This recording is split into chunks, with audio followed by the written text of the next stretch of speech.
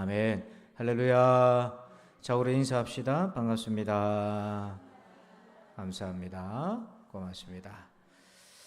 예, 오늘 오신 여러분들을 환영합니다. 여러분들이 기도해 주셔서 어제 효도관광은 잘 다녀왔고요. 좋은 날씨 속에 함께 교제를 잘 나눴습니다.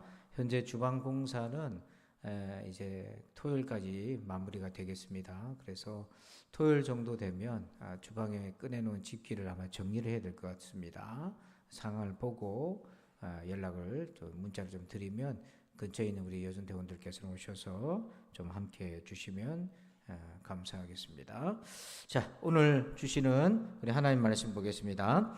출애굽기 8장입니다. 오늘 출애굽기 8장 1절에서 15절입니다. 출애굽기 8장 1절에서 15절. 구약성경책 92쪽에 있습니다. 92쪽에 있습니다. 출애굽기 8장 1절에서 15절입니다. 여호와께서 모세에게 이르시되 너는 바로에게 가서 그에게 이르기를 여호와의 말씀에 내 백성을 보내라. 그들이 나를 섬길 것이니라.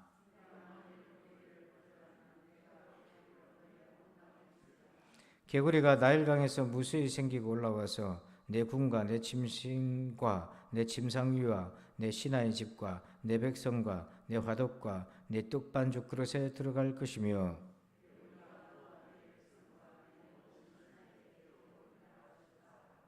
여호와께서 모세에게 이르시되 아론에게 명령하기를 내 지팡이를 잡고 내 팔을 강들과 운하들과 못 위에 펴서 개구리들이 애굽 땅에 올라오게 하라 할지니라.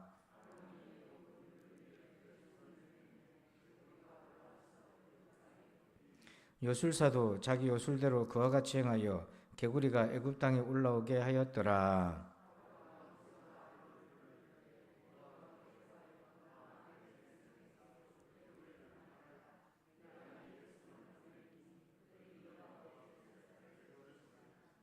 모세가 바로에게 이르되 내가 왕과 왕의 신하와 왕의 백성을 위하여 이 개구리를 왕과 왕궁에서 끊어 나일강에만 있도록 언제 강구하는 것이 좋을는지 내게 분부하소서.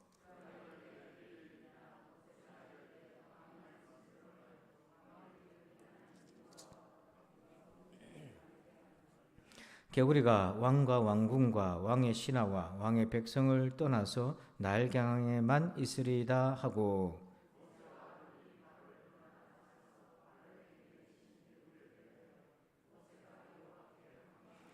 여호와께서 모세의 말대로 하시니 개구리가 집과 마당과 밭에서부터 나와서 죽은지라. 다 같이 그러나 바로가 숨을 쉴 수 있게 됨을 보았을 때에 그의 마음을 완강하게 하여 그들의 말을 듣지 아니하였으니 여호와께서 말씀하신 것과 같더라. 아멘. 할렐루야. 자, 오늘은 출애굽기 11번째 시간인데요. 제목을 같이 한번 읽어봅시다. 시작. 풍요의 역설. 여러분, 풍성한 은혜가 있기를 축복합니다. 그런데 풍성한 것이 은혜고 감사가 될 수도 있고 재앙이 될 수도 있습니다. 자, 그 기준이 뭐겠습니까? 풍성함이 은혜고 감사가 될 수 있고 때로는 재앙이 될 수 있게끔 그 갈라놓는 분기점, 핵심은 뭐겠습니까? 하나님과 우리와의 관계의 상태에 달려 있어요. 하나님과의 관계가 친밀하고 회복된 상태에서의 풍성함은 하나님의 은혜고 감사고 또한 하나님의 나라로 흘러보내는 축복의 통로로 쓰임받지만 하나님과의 관계가 깨진 상태에서의 풍요는 재앙이 되는 것입니다. 그래서 오늘 우리가 읽었던 이제 본문에서 개구리 재앙을 바로가 당하는데 바로 그 개구리 재앙을 통해서 풍요가 어떻게 재앙이 될 수 있는지 풍요의 역설을 한번 보겠습니다. 2절 말씀입니다. 자, 2절을 같이 한번 볼까요? 2절 시작.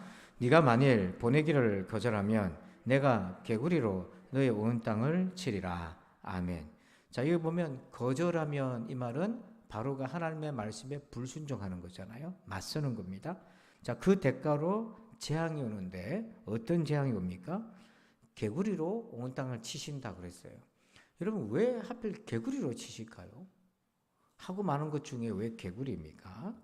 자, 여러분, 개구리는요, 이 애굽 사람들 사이에서 아주 특별했습니다.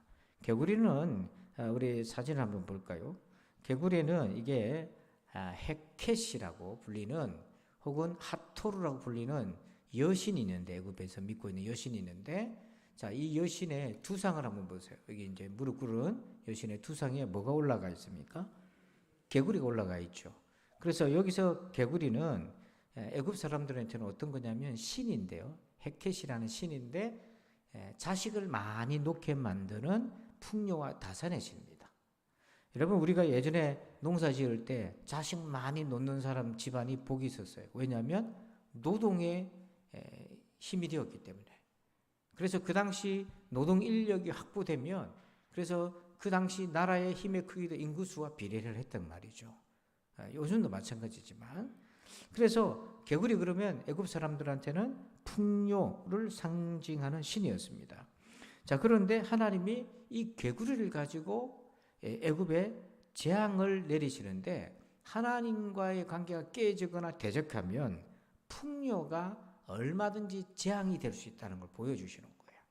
자, 우리 3절을 한번 봅시다. 3절을 같이 한번 읽어봅니다. 시작. 개구리가 나일강에서 무수히 생기고 올라와서 내 군과 내 짐실과 내 짐상위와 내 신하의 집과 내 백성과 내 화덕과 네 떡 반죽 그릇에 들어갈 것이며. 아멘. 자, 거기 보면 3절 앞에 보세요. 개구리가 나일강에서 어떻게 올라왔다고 되어 있습니까? 무수히 올라와 있다고 되어 있잖아요. 자, 14절 보세요. 14절 보면 이 무수히 올라온 개구리가 14절에는 어떻게 되어 있습니까? 무더기로 쌓였다. 죽어서 시체가 되어서 악취가 진동하는 거죠. 그래서 무수히 많이 올라온 개구리는 나중에 무더기로 쌓여서 죽어가고 악취가 나는데, 이게 어떤 의미냐면 풍요가 도리어 사람들로 하여금 곤혹스럽게 만드는 재앙이 될 수 있는 그 역사를 주님이 보여주시는 거예요. 왜? 하나님 앞에 대적하기 때문에, 하나님과의 관계가 깨지기 때문에. 그래서 이 풍요의 신이 악취로 바뀝니다. 근데 여기서 개구리가 막 올라왔는데 애굽 사람들에게 점령한 것을 보면 10군데가 됩니다. 10군데. 보통 우리가 성경에서 열이라는 숫자는 어떤 의미를 얘기합니까? 완전하다 이런 얘기를 하잖아요. 자, 우리 3절을 다시 보면 개구리가 어디를 장악했는지 한번 볼까요? 자, 먼저 보니까 어디부터 올라왔다고 되어 있습니까? 네, 궁에 올라왔죠. 그 왕궁에서 정치를 하는 것이잖아요. 여러분, 그 정치하는 왕궁에 일테면 청와대에 개구리가 덮었다 그러면 뭐가 마비되겠습니까? 정치가 마비되는 거예요. 자, 그 다음에 침실인데 바로의 침실입니다. 그리고 침상입니다. 이게 쉬고 잠을 자고 안식하는 건데 거기에 온 개구리떼가 들어왔다고 생각해 보세요. 잠을 잡니까 못 잡니까? 잠을 잘 수가 없어요. 여러분, 사람이 잠을 못 자면 이 뇌가 정상적으로 활동이 안 되는 것입니다. 또 그 다음에 어디로 갔습니까? 신하의 집으로 들어갔어요. 신하의 집인데 이 신하들이 바로를 보좌하는데 이 신하의 집에 개구리가 가득 찼으니까 제대로 보좌를 할 수가 없어요. 그리고 또 어디로 들어갔죠? 내 백성에게로 들어갑니다. 이 백성의 민초들의 삶이 곤고해지는 거예요. 온통 개구리로 정상적 삶이 살아갈 수가 없어요. 자, 그 다음에 직접적으로 또 어디로 들어갔습니까? 화덕에 들어갔어요. 여러분, 화덕은 뭐 하는 것입니까? 예, 숯불 갈비 구워 먹는 데잖아요. 거기 들어갔으면 이게 음식을 못 하는 거잖아요. 또 어디로 들어갔습니까? 떡 반죽 그릇에 들어갔어요. 빵을 만들어 먹어야 되는데 그게 개구리에 들어갔으니 생활이 안 되는 것입니다. 자, 그리고 4절 보십시다. 4절 보니까 개구리가 너와 바로에게도 올라갔고 네 백성들의 신체에도 올라가고 모든 신하에게도 기어서 신체도 다 올라가 버렸어요. 자, 이 10군데인데 여러분, 사실 이 개구리가 풍요를 상징하는 것인데 바로의 궁이 지금 보면 러시아가 우크라이나랑 전쟁하는데 지금 전력이 팽팽해지고 일부 지역에서는 러시아가 후퇴하기도 하고 그런 데잖아요. 근데 러시아가 세계 군사 대국 2위라고 하는데 정작 꺼내보니까 탱크 분량도 많고 군대에 제대로 쓸 수 있는 무기도 제대로 없고 그 원인들을 진단할 때 뭐냐면 군사 비리라는 거예요.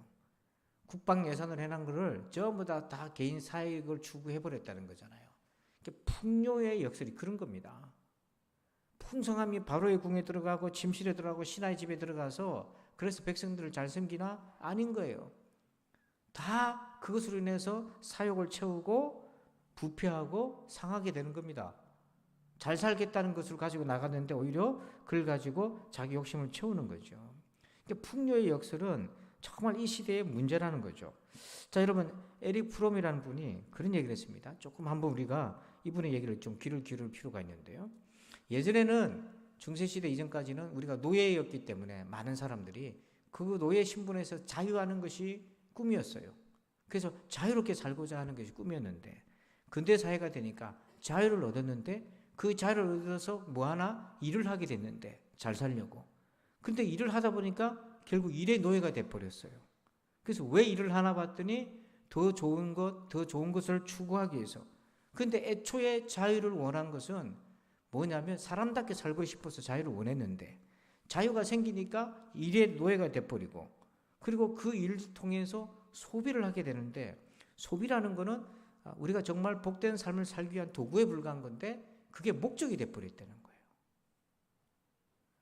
그래서 지금 이제 자본주의 사회는 미국이나 우리나라나 또 선진국들은 이미 일을 통해서 경제적인 독립을 통해서 사람이 존재적인 삶을 살 수 있을 것 같다고 생각했지만 이미 실패했다는 거예요. 전부 다 소비에 매여 있더라는 거죠. 근데 공산국가, 이 에릭 프롬은 60년대에 전후로 2차 대전 전후 당시에 활동하면서 그 전쟁을 막기 위해서 노력했던 분 중에 한 분입니다만은 공산국가는 이 경제적인 그런 혜택을 보지 못했기 때문에 이들은 헛된 망상을 꾸는 거죠. 이미 실패한 그 자본주의 사회의 행복의 추구를 이 사람들 아직 경험한 적이 없기 때문에 이 사람들이 경제적으로 잘 살게 되면 정말 자유롭게 꿈을 이루고 인간답게 살 거라고 생각하는데 실제로는 그렇지 않다. 그래서 왜 사람들이 이렇게 소비에 매이나 이분이 진단하기를 이렇게 얘기합니다. 불안해서, 그 다음에 소외되어서, 인생의 의미를 찾을 수 없어서, 권태로워서, 우울하기 때문에 그래서 소비에 집착한다는 거예요. 그러니까 지금 하나님께서 우리를 하나님의 자녀로 삼으신 목적이 있습니다. 출애굽의 목적이 있어요. 그게 뭐냐면 우리가 정말 사람답게 살고 하나님을 섬기는 존재적인 삶을 살라고 그렇게 부르신 거예요. 자, 우리 1절을 한번 보십시다. 18장 1절. 18장 1절 같이 한번 읽어봅니다. 시작. 여호와께서 모세에게 이르시되 너는 바로에게 가서 그에게 이르기를 여호와의 말씀에 내 백성을 보내라. 그들이 나를 섬길 것이니라. 어떤 삶이 복된 삶입니까? 하나님을 섬기는 삶. 이게 존재적인 삶인 거예요. 여러분, 예수 믿는 것이 복인 줄 믿으시길 바랍니다. 제가 조금 전에 양볼 딱 차려입고 사택에서 계단을 내려오는데 이웃 사촌이 있어요. 아주머니들이 이제 왔다 갔다 계단에서 만나는 분들이 있는데 제가 평상시에는 이제 캐주얼하게 다니니까 그런데 저녁에 이렇게 딱 양복 차리니까 오늘 멋있게 어디를 그렇게 갑니까? 그렇게 물어요. 어디를 그렇게 합니까? 아, 예, 제가 교회 갑니다. 제가 목사인지는 모르시니까 그렇게 얘기를 하더라고요. 그리고 대답하고 나오면서 그렇습니다. 여러분, 우리가 어떤 삶을 살아야 행복하겠습니까? 더 많은 것, 남들이 부러워하는 것들, 그런 것들을 소유해서 우리가 우리의 인생을 그렇게 존재적으로 살 수 있겠습니까? 그렇지 않은 거예요. 하나님 섬기는 것이 복된 삶입니다. 그래서 어제도 효동강 오면서 차에서 찬송을 같이 메들리로 부르는데 그게 참 기쁜 거예요. 그게 복된 인생이거든요. 하나님 섬기는 것이. 그래서 하나님이 이스라엘 백성들을 출애굽시킨 게 뭐냐면 나를 섬겨서 애굽에서 노예된 상태에서 벗어나는 것이 존재적인 삶이 아니라 그 자유를 갖고 하나님을 섬기는 건데요. 자, 그런데 나중에 어떤 일이 생기나. 지금 애굽이 개구리 신 때문에 오히려 재앙이 되잖아요. 근데 이스라엘도 그렇게 됩니다. 풍요의 역설에 짓눌리게 돼요. 자, 우리 화면을 보시고 사사기 3장 7절 한번 보세요. 읽어봅시다. 이스라엘 자손이 여호와의 목전에 악을 행하여 자기들의 하나님 여호와를 잊어버리고 바알들과 아세라들을 섬긴지라. 가나안 땅에 들어가서 이스라엘이 누구를 잊어버렸어요? 하나님 잊어버리고 누구를 섬깁니까? 바알과 아세라가 뭐냐면 오늘 애굽의 개구리 신과 비슷한데 바알과 아세라가 다 풍요와 다산의 신입니다. 하나님이 주신 그 자유를 가지고 하나님을 섬기는 존재적인 인생을 살아라고 약속의 땅에 하나님 보냈는데 거기서 뭐에 빠졌냐면 풍요의 역설에 빠져가지고 바알과 아세라를 섬기는 거예요. 경제적 여건이 좋아져서 그래서 사람답게 살고 하나님 섬기고 사랑하고 또 불쌍한 이웃들, 어려운 이웃들을 연대하고 그렇게 살아라고 했는데 그게 아니라 더 많이 가져야 행복하고 더 많이 내가 벌어야 행복하고 그렇게 인생이 변질됐다는 거예요. 자, 신명기 31장 20절을 한번 읽어봅시다. 시작. 내가 그들의 조상들에게 맹세한 바 젖과 꿀이 흐르는 땅으로 그들을 인도하여 들인 후에 그들이 먹어 배부르고 살찌면 돌이켜 다른 신들을 섬기며 나를 멸시하여 내 언약을 어기리니. 자, 거기 중간에 보니까 약속의 땅에 왔는데 이들이 먹어서 배부르고 살쪄서 어떻게 했다고 되어 있어요? 그 다음 뭐라고 나와 있습니까?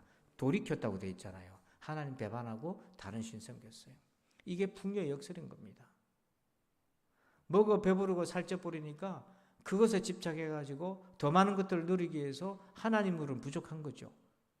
자기를 구원하신 하나님으로는 부족하고 다른 신, 결국 바알과 아세라 신들을 섬기면서 그래서 세상으로 나아가 버렸다는 거예요.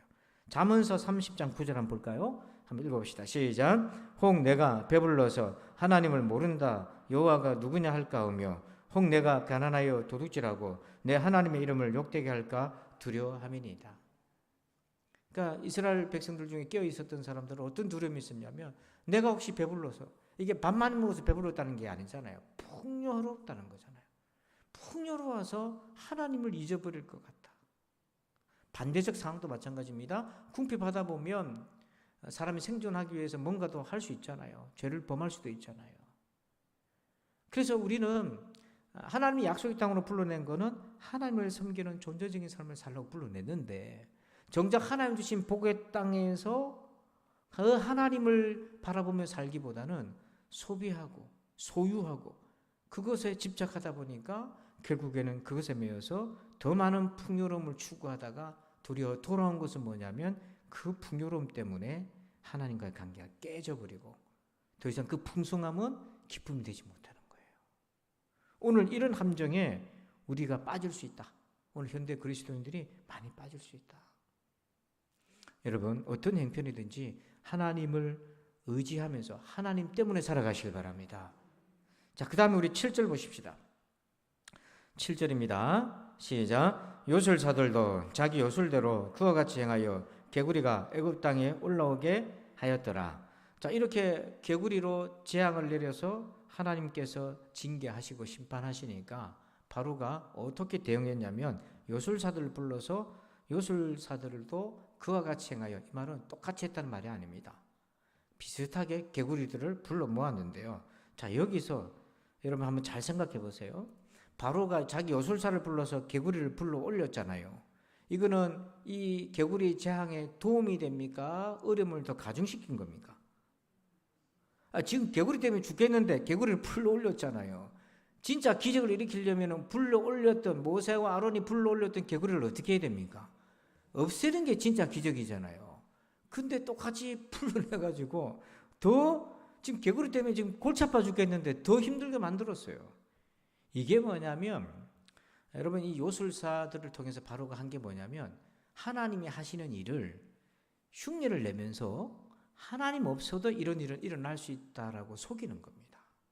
이것이 현대 과학기술이 가지고 있는 치명적인 독성이에요. 근데 결과적으로 보면 그게 문제에 도움이 됐나? 아니 더 가중돼 버리고 더 악화시켜 버린 거예요.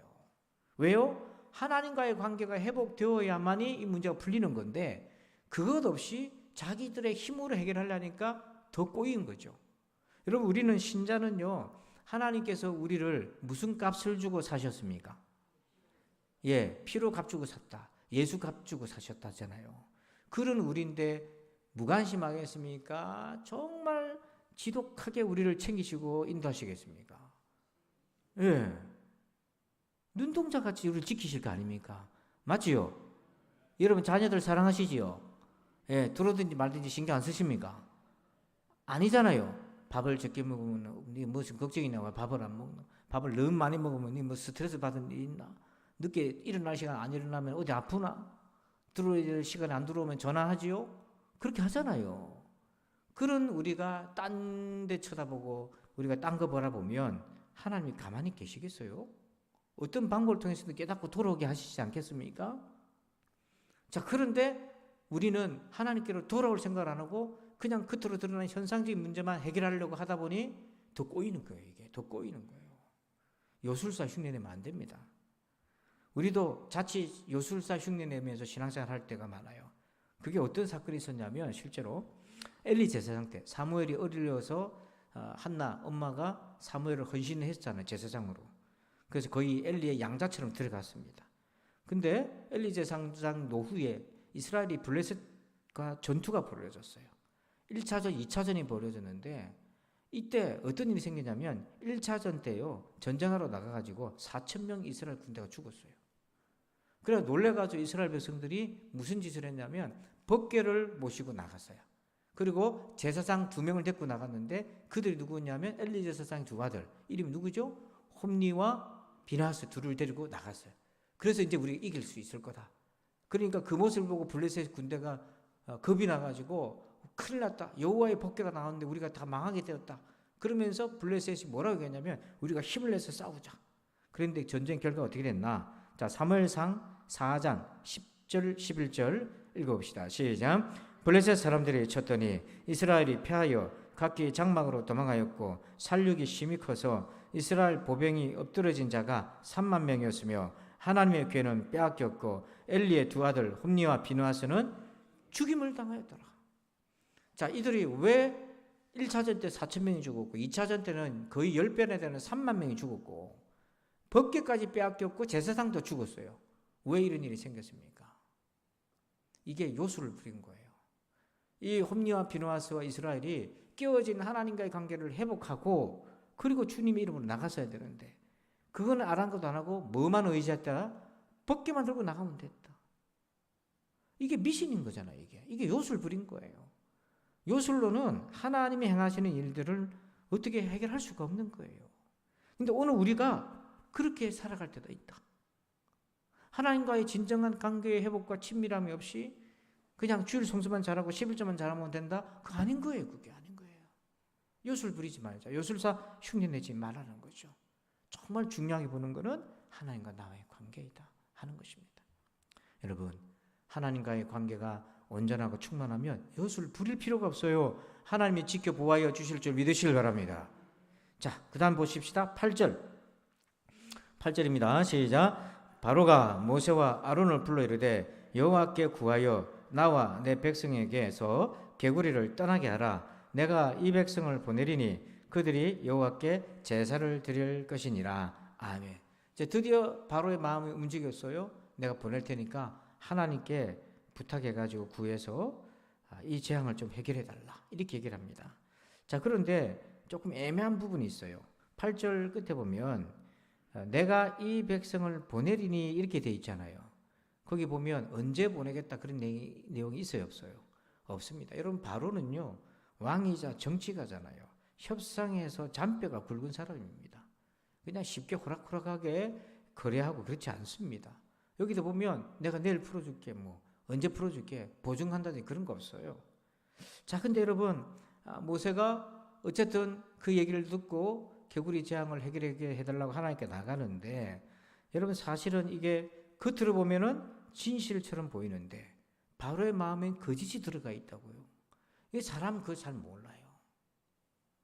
그러면 이 마음을 누가 아시는가? 자, 우리 15절 한번 보십시다. 15절 한번 읽어볼까요? 그러나 바로가 숨을 쉴 수 있게 됨을 보았을 때 그의 마음을 완강하게 하여 그들의 말을 듣지 아니하였으니 여호와께서 말씀하신 것과 같더라. 자, 바로의 마음은 누가 아십니까? 하나님이 아시는 거예요.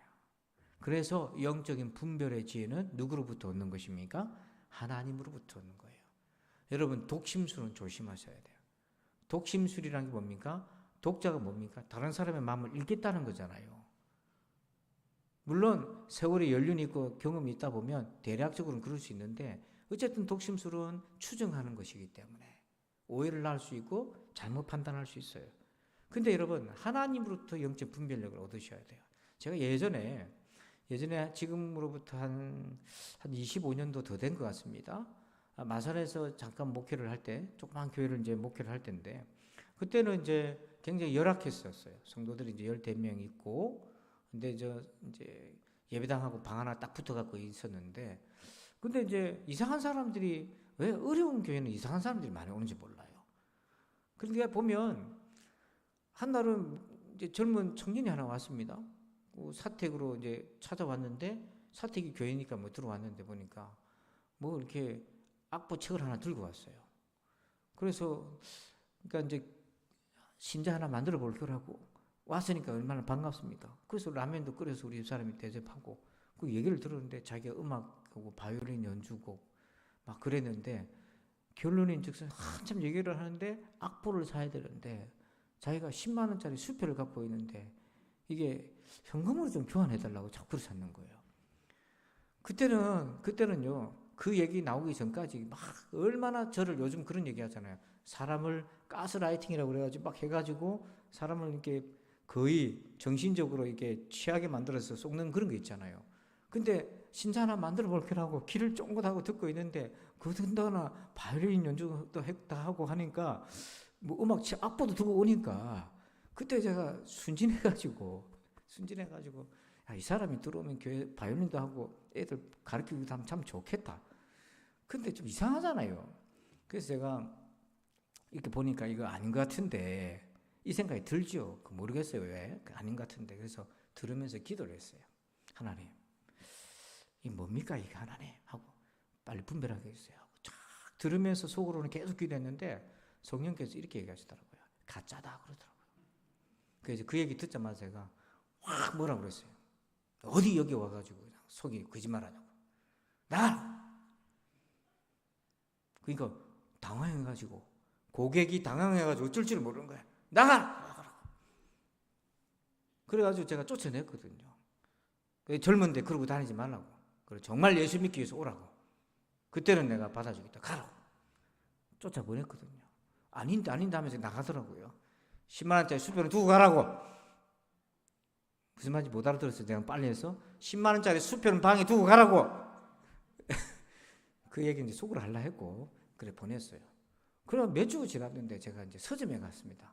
서점에 가서 이제 책을 사기는 좀 어려운 상황이니까 가서 보려고 쭉 서서 보는데 그 친구가 와 있는 거예요. 그 친구가 음악책을 또 뒤지고 있는 거예요. 제가 치면서 요즘 잘 지내나? 하면서 음악책을 딱 넣더니 예 그러고 있더라고요. 그런 일들이 비일비재했어요. 멀쩡하게 생긴 사람이 와가지고 양복 다 입고 와가지고 얘기하기도 하고요. 그래서 여러분 절대로 독심술 하지 마세요. 그건 자기도 상처받고 남도 상처받는 거고 정말 필요한 순간에 사람의 마음은 하나님이 하십니다. 그래서 하나님이 인도하시는 대로 분별하시길 바랍니다. 아멘? 예, 그렇다고 막 볼 때마다 주님 저 말 맞습니까? 그러고 다니지 말고 정말로 여러분들이 중요한 순간에 말이죠. 9절 보십시다. 9절 읽어봅니다. 이거 좀 중요한 부분인데요. 같이 읽어봅시다. 모세가 바로에게 아뢰되 내가 왕과 왕의 신하와 왕의 백성을 위하여 이 개구리를 왕과 왕궁에서 끊어 나일강에만 있도록 언제 강구하는 것이 좋을는지 내게 분부하소서. 아멘. 자, 이 개구리를 없애달라 내가 보내줄게. 바로가 그렇게 얘기했을 때 모세가 알았다고 내가 기도할게요. 이렇게 하면 되는데 여기 아주 좀 특별한 내용이 있어요. 9절 보니까 모세가 바로에게 이르되 내가 왕과 왕의 신하와 왕의 백성을 위하여 이 개구리를 왕과 왕궁에서 끊어 나일강에만 있도록 그 다음 뭐라고 되어 있습니까? 시간을 정해주세요. 그렇게 되어 있는 거죠. 그러면 바로가 시간을 제한할 거 아닙니까? 그래서 바로가 얘기합니다. 내일 그렇게 해달라고. 10절 보세요. 10절 보면 그가 이르되 언제라고요? 내일이다고 이렇게 얘기를 합니다. 여러분 모세가요 처음에는 하나님이 누군지 어떻게 압니까 사람들이. 그랬던 모세인데 지금은 어디까지 믿음이 자랐습니까? 시간을 얘기하세요. 이게 아무나 할 수 있는 얘기입니까? 예를 들면 여러분들이 누군가를 위해서 중보기도 아픈 사람이 있는데 언제까지 고쳐주면 됩니까? 그 얘기하고 똑같은 거 아니에요. 아니 세상 어떤 은사 있는 사람이 그런 얘기 할 수 있습니까? 아무도 그런 얘기 할 수가 없어요. 자기가 신이 아닌데 어떻게 그런 얘기를 합니까? 근데 모세가 이렇게 얘기해요. 언제까지 하겠습니까? 그러니까 바로가 내일까지. 근데 여기서 중요한 부분이 있어요. 10절을 다시 봅시다. 그가 이르되 내일이라. 모세가 이르되, 그 다음 부분입니다. 왕의 말씀대로 하여 왕에게 우리 하나님 여호와와 같은 이가 없는 줄을 알게 하리니. 그냥 없애지 안 하고 모세가 언제 하면 좋겠습니까? 라고 구체적인 시간을 물었지 않습니까? 이게 뭐냐면 잘 들어보세요. 미세조정 표적인 겁니다. 표적이 일어나는데 그냥 우연하게 일어났어요. 그러면 사람들이 그게 하나님의 표적인지 우연하게 일어난 건지 그렇게 헷갈릴 수 있지 않습니까? 근데 하나님께서 모세가 언제 일어나면 좋겠습니까? 하고 했다는 것은 조정을 한 거죠, 시간을. 이게 이 세상이 하나님이 창조하셨다고 하는 것의 증거 중에 하나가 뭐냐면 이 지구랑 태양이랑 달이랑 금성이랑 화성이랑 모든 이 은하계 우주 행성이 미세 조정이 되어서 사람을 우리로 치면 요 1cm만 움직여도 지구는 생존할 수 없다는 거잖아요. 도대체 이렇게 미세하게 조정되게 만들어진 것이 우연하게 이게 세상이 만들어졌나? 도저히 이게 말도 안 되는 얘기다. 확률적으로 더 나올 수가 없다. 예, 그래서 미세 조정이란 말을 하나님이 하신 것 아니면 이게 설명이 안 되는 거다. 근데 과학자들, 진화론자들 어떻게 이걸 얘기하냐면 시간이 지나면 다 설명될 일이다 이렇게 치부하고 말지만 실제로 연구하는 사람들은요, 이거는 창조주가 하신 거 아니면 도대체 이건 할 수 없는 일이다. 그러니까 오늘 제가 이렇게 이 표적을 미세조정 표적이라고 부른 거는 언제 하면 되겠습니까? 그 왜 시간까지 정했나? 이거 감히 누가 할 수 있나? 이 일이 이루어진 걸 보면 하나님이 하신다는 걸 당신이 알 겁니다. 그래서 모세가 그렇게 얘기했던 거죠. 그런데 여러분, 이것이요, 재앙 속에 있는 은혜입니다, 사실. 만약에 이 바로가 자기가 원했던 시간에 맞춰서 이 개구리가 사라진 걸 보면서 하나님의 살아계심을 깨닫는다면 이건 정말 은혜인 거잖아요. 그래서 여러분, 은혜란 말에 정의가 나와요. 하박국서 3장 2절. 처음에 제가 3개월 전에 얘기했던 것 한번 읽어봅시다. 시작. 여호와여, 내가 주께 대한 소문을 듣고 놀랐나이다. 여호와여, 주는 주의 일을 이 수년 내에 부응하게 하옵소서. 이 수년 내에 나타내시옵소서. 진노 중이라도 긍휼을 잊지 마옵소서. 아멘. 여기 은혜의 정의가 있어요. 빨간 것입니다. 읽어봅니다. 진노 중이라도 긍휼을 잊지 마옵소서. 여러분, 하나님이 바로를 멸하고자 했다면 이렇게 할 필요 없는 거잖아요. 그냥 심판하시면 됩니다. 소돔과 고모라처럼 해버리시면 되는데 왜 모세를 통해서 언제까지 개구리를 다시 소환시키고 다 제거할까요? 내일이다. 왜 그렇게 하셨습니까? 바로에게 하나님의 은혜를 나타내신 거예요. 여러분, 니느웨의 백성도 하나님 아끼시는데 애굽 백성들은 하나님 왜 안 아끼시겠어요? 그래서 하나님께서 진노 중에 은혜를 베푸셔요. 이게 우리가 잘나서 은혜를 베푸신 게 아니라니까요. 원래 은혜는 우리가 진노받을 사람이지만 하나님 우리를 긍휼하게 시켜주셔서 은혜를 주신 거예요. 이게 은혜의 핵심입니다. 우리가 잘나서 은혜 받는 게 아닙니다. 그래서 우리가 은혜 받을 때마다 꼭 기억하세요. 진노 중에 받은 긍휼이다. 진노 중에 받은 긍휼이다. 꼭 기억하시기 바랍니다. 자, 우리 11절 보십시다. 11절 읽어봅니다. 시작. 개구리가 왕과 왕궁과 왕의 신하와 왕의 백성을 떠나서 나일강에만 있으리이다 하고, 결국에는 이제 해결하시는데 하나님 어떤 분이세요? 개구리를 불러오실 수도 있고 또 개구리를 제거하실 수도 있는, 애굽 사람이 신으로 믿고 있는 개구리 신을 하나님께서 마음대로 불러올 수도 있고 제거할 수도 있는 창조주 하나님. 그런데 이 제거될 때의 과정입니다. 어떻게 됩니까? 개구리 재앙의 원인은 무엇이었죠? 바로가 하나님께 불순종했기 때문에, 하나님을 대적했기 때문에. 그래서 해결은 요술사를 통해 해결되는 것이 아니라 하나님께 순종해야 해결이 되는 거죠. 그래서 모세도 바로가 이제 잘못했다고 보내겠다고 하니까 그래서 하나님께 기도하는데, 자, 여기 특징이 하나 있어요. 12절 한번 봅시다. 12절 한번 읽어봅니다. 시작. 모세와 아론이 바로를 떠나 나가서 바로에게 내리신 개구리에 대하여 모세가 여호와께, 자, 12절 끝에 동그라미를 하나 치세요. 간구라는 부분에 동그라미를 치세요. 여러분, 거기 오늘 본문에서 개구리를 불러올릴 때는 어떻게 했습니까?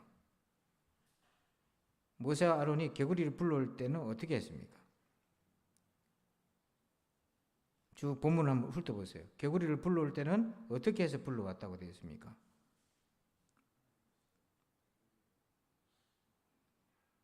여러분 지팡이를 가지고 날강을 물로 피로 바꾸셨듯이 똑같이 그렇게 하나님의 명령을 선포했지 않습니까? 그때는요 강구라는 표현이 안 나와요. 이게 뭐냐면 개구리 불러올 때 지팡이로 하나님께서 불러오시는데 이거는 왜 지팡이냐면 하나님의 심판이요 징계란 말이에요. 자, 그런데 제거할 때는 뭐로 제거하고 있습니까? 지팡이로 제거하는 게 아니고 12절 끝에 보니까 뭐예요? 간구로 제거하잖아요. 이 간구는 뭐냐면 바로가 부탁했어요. 여호와께 구하여서 이 개구리를 좀 없애달라고. 이 간구는 중보기도인 겁니다. 그러니까 하나님의 심판의 지팡이에 대해서 인간이 대응할 수 있는 것은 뭐냐면 중보기도인 거예요. 중보기도의 내용의 핵심은 뭐냐면 하나님 우리가 잘못했습니다. 하나님 우리를 도와주세요. 하고 모세가 바로를 대신해서 하나님께 기도하고 있는 장면인 거죠. 그래서 여러분 우리 인생에도 어려움이 딱 올 때 그 어려움에 맞서서 우리가 대응하는 건 뭐냐면 간구하는 겁니다. 하나님 앞에 엎드리는 거죠. 나의 어려움이든 또 우리 가족의 어려움이든 성도의 어려움이든 바로 이 간구하는 것을 꼭 기억하시길 바랍니다. 끝으로 우리 15절 보십시다. 15절입니다. 시작. 그러나 바로가 숨을 쉴 수 있게 됨을 보았을 때 그의 마음을 완강하게 하여 그들의 말을 듣지 아니하였으니 여호와께서 말씀하신 것과 같더라. 아멘. 참 사람 간사하지요. 15절 보니까 숨을 쉴 수 있게 됨을, 악취가 이제 진동했는데 이제 사라졌어요. 숨을 쉬게 됐어요. 그랬더니 어떻게 됐습니까? 마음을 어떻게 했다고요? 완강하게. 이거는요 그 개구리 재앙 이전보다 더 완강해진 겁니다. 이게. 그래서 여러분 불신자보다 은혜 받은 신자가 타락하면 더 악독하게 진되잖아요. 왜냐하면 이전에 받았던 은혜를 엎어야 되기 때문에. 불신자는 받은 은혜가 없기 때문에 원래 하던 대로 하는 거지만 빛을 한번 맛보고 타락한 자들은요 그동안에 받았던 은혜를 다 자기가 엎어버려야 되는 거죠. 부정해야 되는 겁니다. 이 그 자체가 완악한 거예요. 그러니까 십자가를 부정하고 주님의 은혜를 다 부정해야만 그렇게 악독하게 나가기 때문에 더 참담한 거죠. 자, 여기서 숨을 쉴 수 있게 됨이라는 게 뭐냐면 임시변통이에요. 임시변통. 여러분 재앙이 완전히 사라져야 해결돼야 되잖아요. 그걸 안식이라고 얘기해요. 임시변통과 안식을 헷갈리면 안 됩니다. 임시변통 보고 여러분 이제 살만하니까 됐다고 또 예전으로 돌아가면 바로의 완악함과 같은 거예요. 여러분 임시변통에 속지 말고 여러분 영원한 안식을 얻으시길 바랍니다. 지금 많은 사람들이요 임시변통 때문에 안식을 놓쳐버리는 거예요. 그래서 조금 상황이 나아지면 또 옛날로 돌아가요. 왜 그런가? 하나님과의 관계가 온전히 회복되지 않은 상태에서의 약간 나아지는 상황은 오히려 우리가 그 삶을 계속 지속하게 만드는 어쩌면 우리에게는 더 재앙 같은 것이죠. 그래서 불순종은요 가짜 안식을 추구하고 순종은 진짜 안식을 얻게 만드는 것입니다. 그래서 오늘 출애굽기 8장에 첫 번째 본격적인 재앙에 이제 물이 피로 바뀌면서 물이 죽어버렸고 그 다음 오늘 두 번째 개구리가 올라왔는데 개구리는 풍요와 다산의 신이었는데 오히려 그 개구리가 올라와서 더 살지 못하는 재앙이 되었습니다. 하나님과의 관계가 깨진 상태에서의 풍요는 축복이 아닌 거죠. 여러분 오늘 하나님과의 관계가 여러분 잘 회복되고 친밀해지시길 바랍니다. 그래서 여러분 풍성한 은혜가 있기를 주의 이름으로 축원합니다. 아버지 하나님 감사합니다. 이 세상은 또 많이 가져야 하고 또 열심히 일을 해서 생활을 해야 되지만 우리가 하나님과의 관계가 깨진 상태에서 그런 풍요를 누리다 보면 결국 그것이 넘쳐나는 개구리처럼 숨을 쉴 수 없을 정도로 아버지는 풍요의 역설에 처하게 되는 것을 깨닫습니다.